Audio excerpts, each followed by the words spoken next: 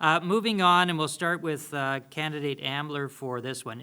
Infrastructure is key to a city moving and working well. While Mississauga is a relatively young city, it has significant infrastructure challenges that need the help and support of senior orders of government.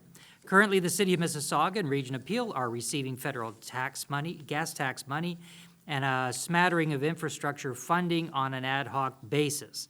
Does your party support continuing to flow and increase gas tax money to the municipalities, and will you commit to a full and long-term federal infrastructure program to support our city? Candidate Ambler. The gas tax fund was actually made permanent and doubled under the Harper Conservative government when I was a member of Parliament. I'm very proud of that. I'm very proud of the fact that when we were members of Parliament, Brad Butt and I fought strongly for projects here in Mississauga. I would continue to do so if elected again. And I know Brad now does it as from the Mississauga Board of Trade perspective. So we would work together, just like I would work together with municipalities and provinces. I'm going to try to get ahead of this argument that I have a feeling candidate Alghabra will make, and that is the Liberal infrastructure plan. 4 years ago, we were told that they would spend $186 billion. So that was the promise. That was the number, and that was the promise. So virtually none of it's been spent. What we will do is complete those projects over a slightly longer period of time, so 15 years instead of 12. That's a more realistic timeline and will actually ensure that the money gets out the door, which is not happening right now. In fact, if you're curious, you can go to the website and try to search by completion date, and you can't find it because the projects aren't completed. Even the parliamentary budget officer has said that 40% of the money this year, for this year, has lapsed, which is a clear proof point that they can't get these projects done. They can't get the money out the door. So we need to prioritize in a different way. A Conservative government will prioritize projects that reduce traffic congestion and commute times. Those are the things that we need to help people with in order to get them to work and for quality of life issues as well. Thank you. Candidate Alghabra. Thank you, David. Infrastructure is extremely important for our country and for cities like Mississauga. And yes, thank you, Stella, for mentioning how we have announced an historic infrastructure program, and we've been because we know the importance of infrastructure for Canadian communities. Yeah, announced is the key word. And the city of Mississauga has received to date funding for water facilities, for wastewater facilities, for MyWay, for buses and shelters, and has seen its share of the gas tax transfer double again. So now Mississauga's share is $80 million a year. What we have done is we've done 2 phases for infrastructure projects. First phase was renovation of existing projects, and the second phase was long-term massive projects that require feasibility studies and work. So phase 2, unfortunately, when Doug Ford took over office, he delayed the applications input, and you can speak to municipalities, the Federation of Canadian Municipalities, the Ontario Municipality Association will confirm that.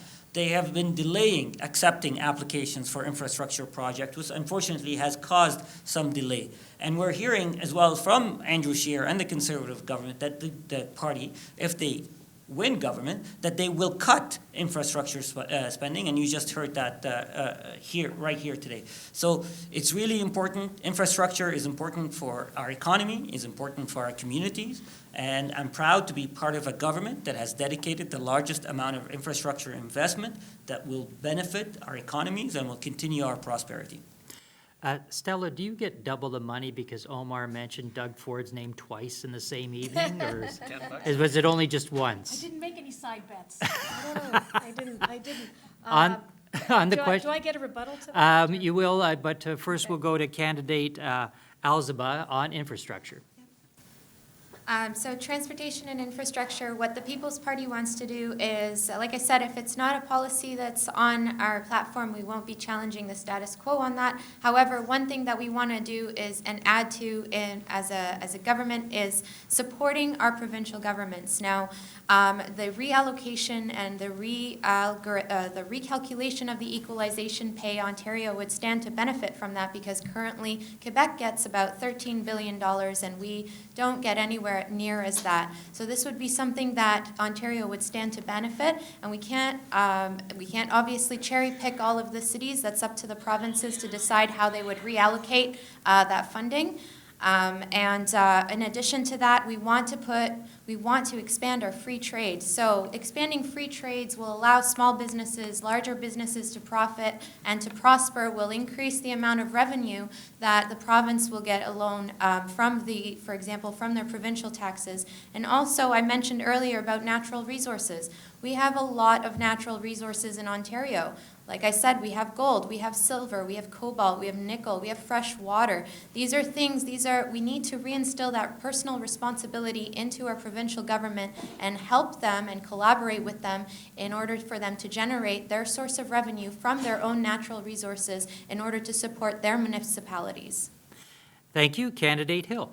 I think one of the truly exciting developments in municipalities right now, including Mississauga, is a project called the Pan-Canadian Demonstration Implementation of Electric Buses for transit systems as such. Mississauga is working on putting into place a bus fueled by hydrogen, to be a hydrogen fuel cell bus, with the hydrogen coming from a local manufacturing facility here in Mississauga, and a number of other municipalities, including Toronto, Vancouver, Montreal, Calgary, have also got buses, if they're not on order. Brampton, for example, has 8 electric buses on order currently, and York Region has 6, which they intend to put into service by the second quarter of 2020.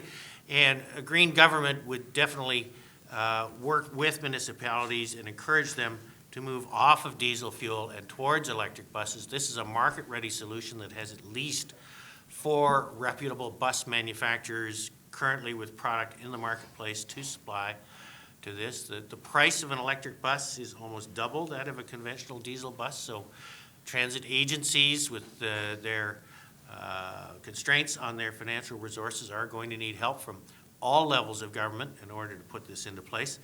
And I believe this is emissions from transportation for a corporation like the City of Mississauga are very close to about 70% of the total emissions for the corporation. I'm not saying the city, but for the actual municipal government as such. So a lot of that comes from the transit fleet, and this is an excellent place to start.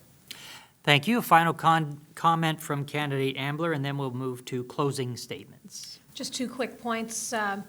First of all, spending the money over infrastructure money over 15 years instead of 12, same dollar amount, is not a cut. Just wanted to make that point.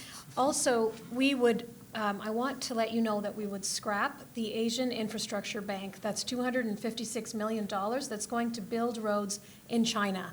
We do not need our hard-earned taxpayer dollars going to the Asian Infrastructure Bank to build roads in China.